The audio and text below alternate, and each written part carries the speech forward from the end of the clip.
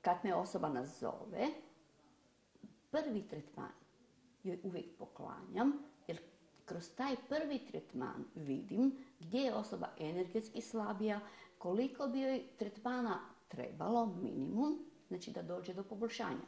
Ljudi su različiti i nije uvijek isto kod svakoga.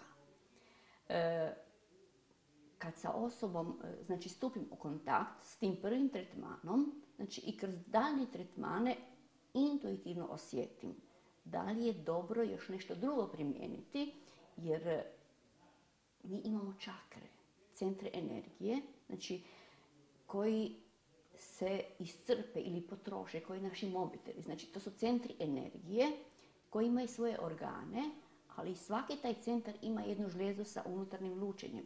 Zajedno rečeno endokrini sustav. Znači tu je čak nakon čišćenja čakri, koje je dobro malo pročistiti, znači energetski uskladiti ili balansirati, dobro je poslije upotrijebiti i filtere u boji prema tim čakrama.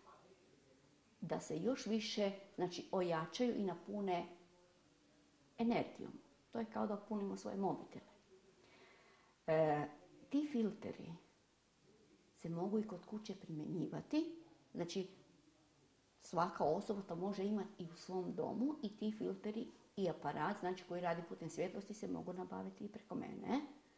Tako da čovjek, znači kad je napravio sklad svih svojih energija, može lijepo sebi tretmane raditi i kod kuće. Ne mora uvijek kroz daljnji život ići kod bioenergičara ili kod nekog drugog terapeuta.